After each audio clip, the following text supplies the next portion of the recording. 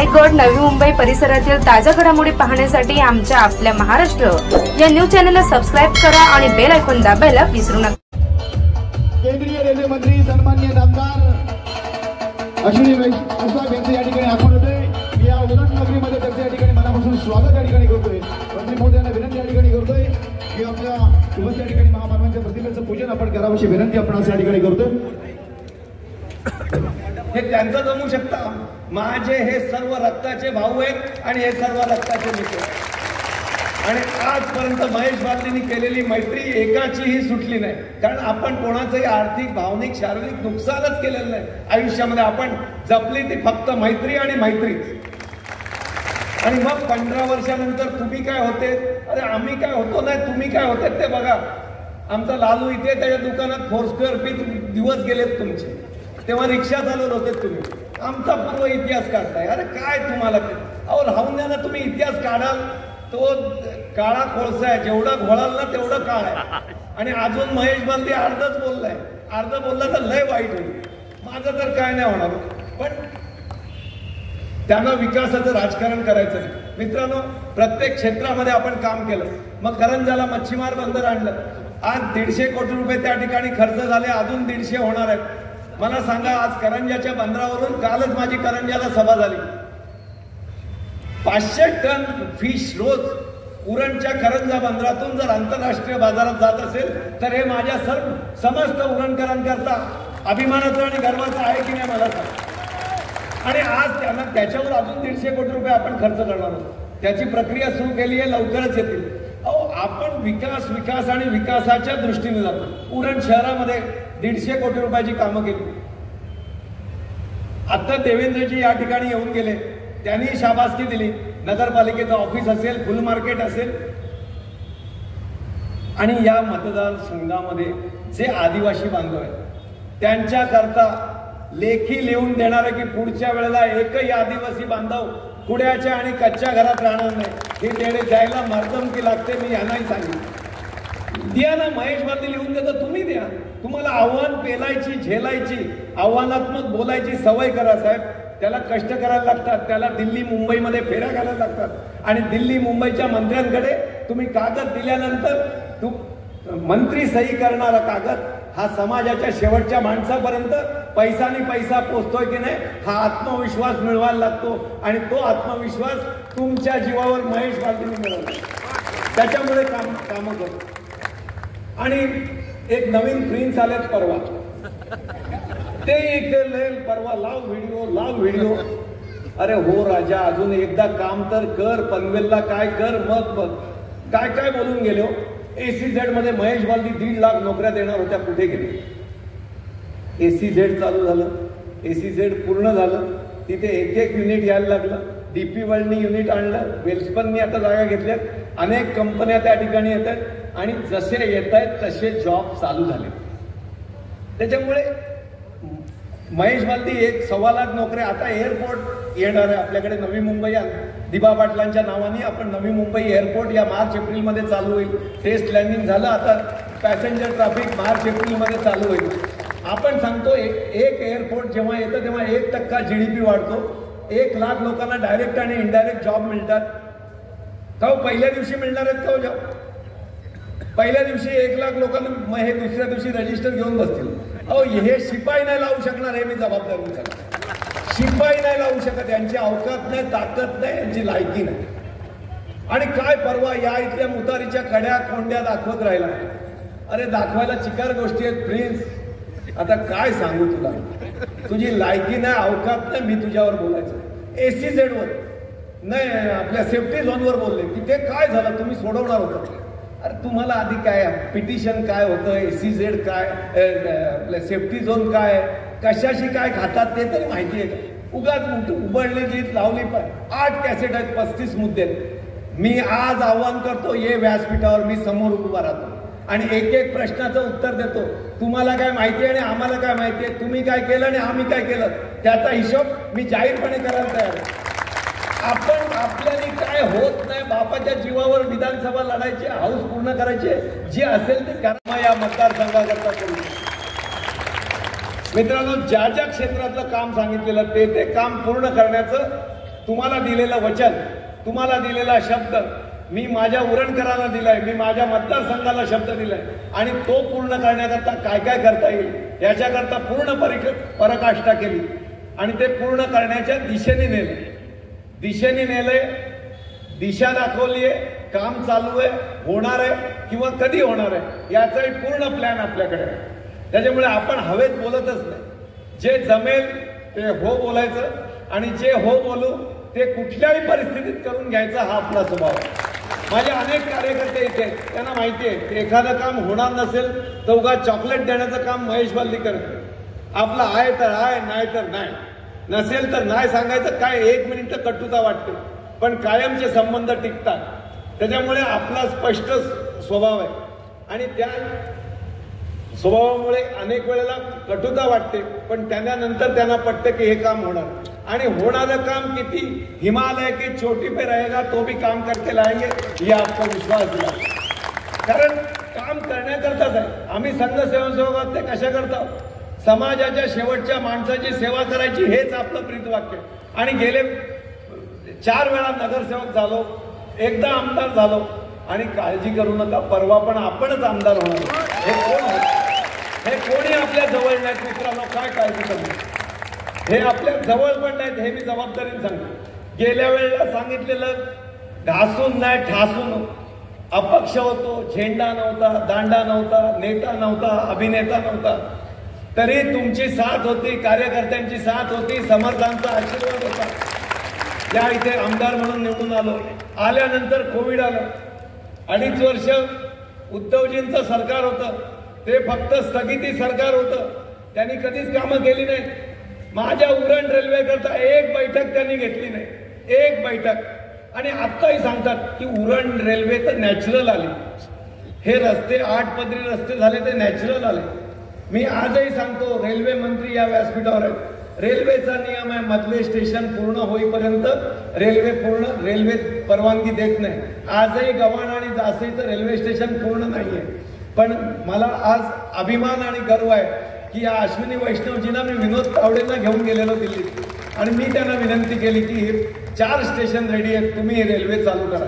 12 जानेवारी 2023ला सन्माननीय पंतप्रधान, यशस्वी पंतप्रधान नरेंद्र मोदींनी रेल्वे चालू केली आणि आज ते रेल्वेमध्ये त्या पहिल्याच आठवड्यात रेकॉर्ड ब्रेक 23 ते 25 हजार लोक रोज या इथून त्या रेल्वेचा फायदा उपभोग घेत आहेत. निश्चित आनंद आहे. मला माहिती आहे तुमच्या सगळ्यांचे चेहरे अश्विनीजी आल्यानंतर का खुलले, कारण ते वरचे बॅनर मला पूर्ण माहिती आहे. तुम्हाला इथून डायरेक्ट हुपीला जायचंय, इथून बोरिवलीला जायचंय, इथून आपल्याला पनवेल पर्यंत जायचं रेल्वेने, मला निश्चित खात्री.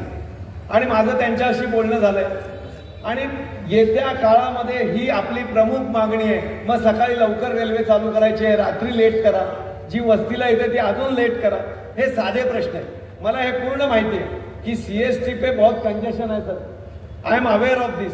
मुझे मैं एक दो बार DRM के पास गया था, DRM सर के पास, लेकिन उन्होंने मेरे को चॉकलेट देके छोड़ दिया कि ये तो नेरुल तक जाती है. तो मैंने बोला सर नेरुल से आगे तक पहुंचा दीजिए, जो नेरुल तक आती है. हमें कोई सब ट्रेनें मिट्टी तक नहीं जानी, हमारी सुबह 1-2 चली जाए, शाम को 1-2 बार चली जाए, तो जो बंबई जाने वाले हैं वो चले जाएंगे सर. और एक बार अगर ट्रैफिक रहेगी तो रेलवे ऑटोमेटिक चालू कर देगी. यही हमारी मांग है.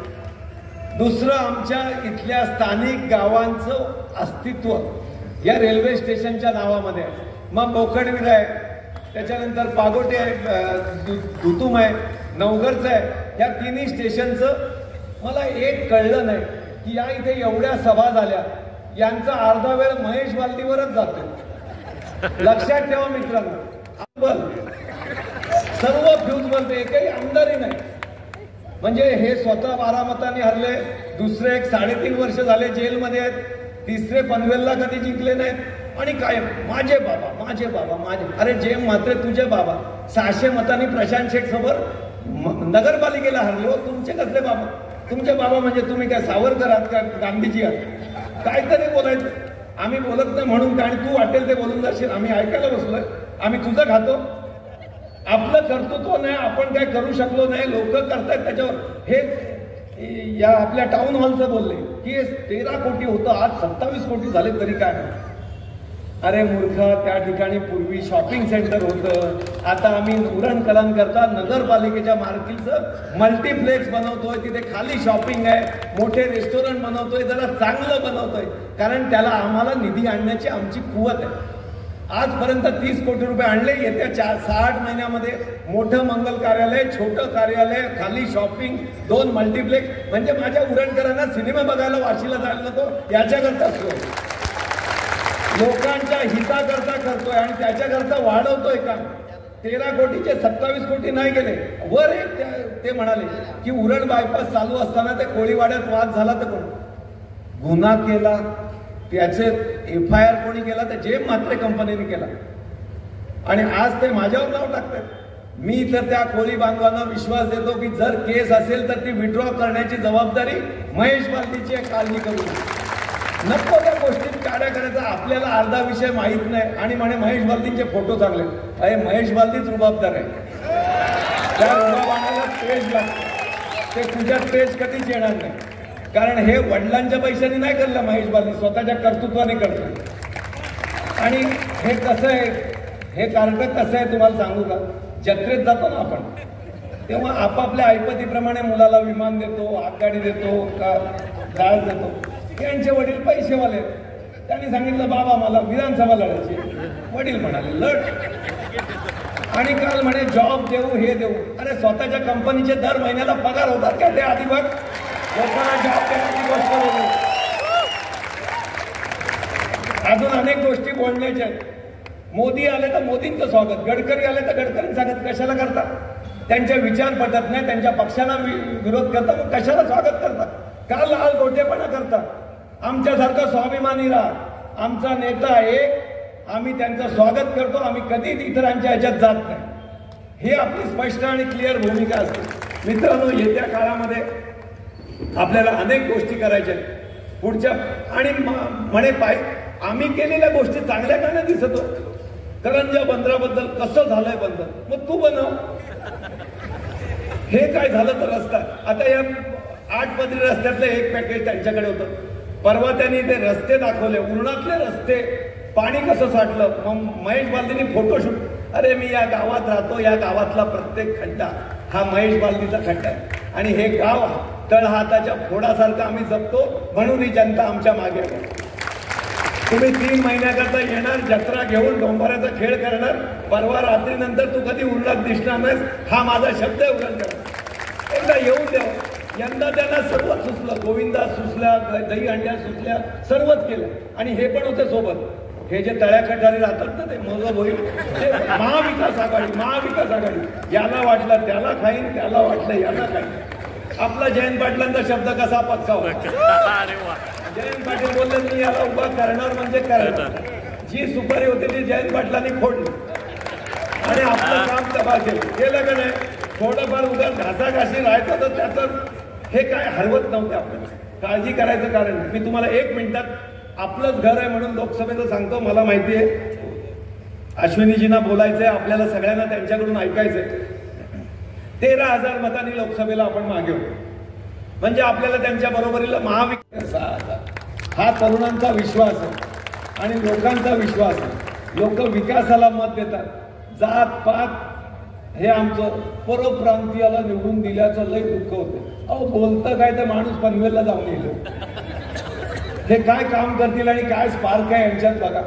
दिवसेंदिवस स्वत झाले. मी होतो तेव्हा फास्ट तरी होते काय मित्र असताना, कारण मी चालना देत होतो. हल्ली चावी गेली. त्याच्यामुळे आपल्याला विकासाचं राजकारण करायचं आणि पूर्ण विश्वासाने मतदान करा. तुमच्या विश्वासाला कधी तडा जाणार नाही हा शब्द तुम्हाला या ठिकाणी देतो. नव्या मुंबई एअरपोर्टमध्ये स्थानिक आणि प्रकल्पग्रस्त नाच घेतला जाईल हा शब्द त्या 27 गाव संघर्ष कमिटी आणि महेश बालदी भारतीय जनता पक्ष यांनी घेतलाय. त्याच्यामुळे आता एक अजून नवीन आपल्या रोजगारांचं दालन हे त्या ठिकाणी ओपन होणार आहे. हा नवीन रस्ता झाल्यानंतर त्या ठिकाणी नवीन CFS होतील, वेअरहाऊस होतील, आपल्या इथल्या तरुणांना काम मिळेल. हे सर्व विकसनशील उरणचं चित्र. आपल्याला विकासाच्या दृष्टीने जायचंय. जात धर्म भाषा पंथाचं आपल्याला राजकारण न करता विकासाचं राजकारण करूया.